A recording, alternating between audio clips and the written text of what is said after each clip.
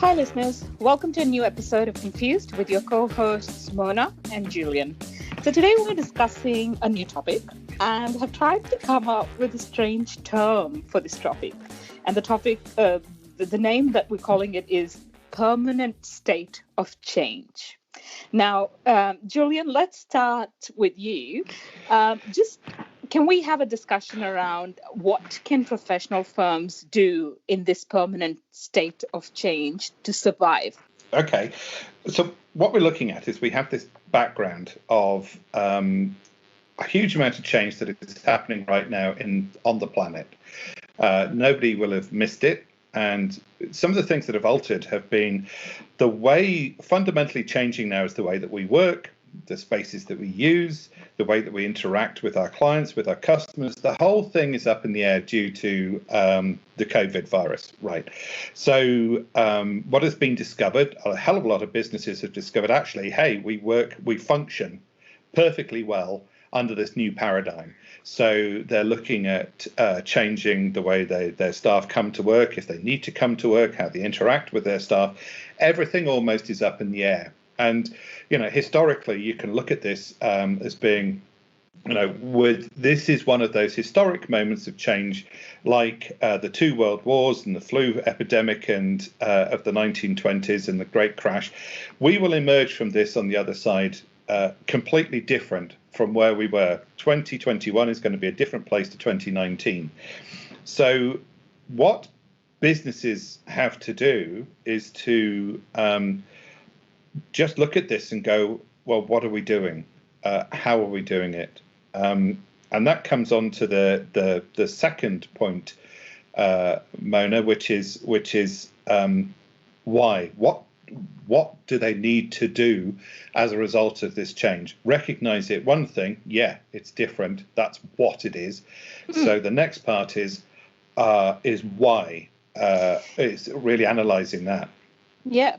And so from that, once they've asked those set of questions around their business and the professional services that they provide, then they come on to now they understand the context a little bit, and they do know they have to now adapt to the change. So the question that really comes up from the why point of view is firms need to really get better at educating their clients. They really need to now shape their services or the way they communicate or the way they market their services in such a way that their clients are now able to make sense of it in this new environment.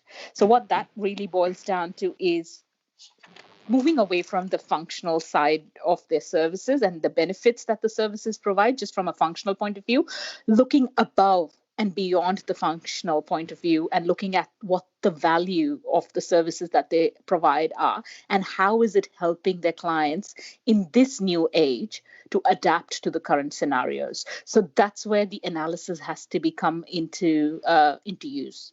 Yes, and that analysis is absolutely vital. I mean, every single industry that you look across the board. I mean, if you're looking at property, they're going to have to look at how can we now advise our clients on the changes that are happening in the office environment. Just as one sector, there's going to be changes in retail. A hell of a lot of number of retailers are going to be closing and won't be reopening, and retailers that are moving more and more online, more and more of their business is going online. The way that offices are going to be used is shifting. Banks in the UK, for example, are now saying, oh, well, actually, our business works with people working from home.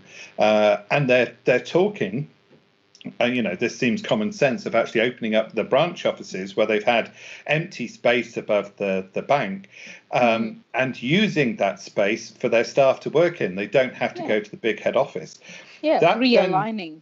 Yeah, absolutely. And that has a knock on the legal sector, because all of a sudden you've got lawyers who are now advising their clients about, they have contracts, they have agreements, they have leases, they have all this stuff that they will no longer want to be in, that they have to, that their clients may be looking to get out of. The same with finance is you're going to have accountants looking at their clients and going, yeah, this is how we can get you help. This is the financial support. Everything that everyone is doing is changing. This is one of those moments, and the analysis of what your market sector is looking for is so critical, because then you have to go back, you have to ask the right questions. Are we doing the right thing for the client? Are we now delivering the service that the client needs in 2021? How do we then, as you've said, educate our clients that actually we get you, we get what's changing, this is what you need to think about. Yes. And then that results in the third part, which is they have to adapt their own business. We all have to adapt to what is now required and do it.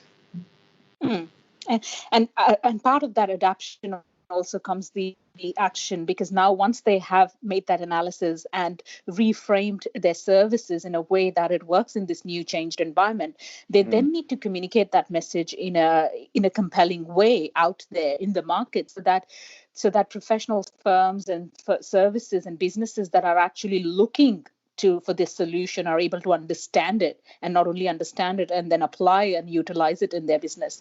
So a large part of adoption is actually taking that action and doing it right now also, because there are firms, there are clients out there who need a solution, who need to start thinking about what happens next month, what happens in the next 3 months, and how do we keep going. So doing and executing that compelling communication pieces or marketing pieces is really important. Yes, and I think the emphasis is on communication internally, externally, and it has to be that, as you and I have talked on incessantly, it has to be that core, real discussion. It's not, you're just putting a label on a box on a service. You've actually got to go back to that point of explaining to your client what you're doing, why is it valuable to them, what they should, what you should be thinking about, and engage us to do it. That's the core of it. Is the content is key. It has to be valuable, it has to be useful, it has to be sensible, and then put that forward in a comprehensible manner. Not using jargon, not using specialist lingo, but actually saying, here it is. This is what's happening. This is why we can help.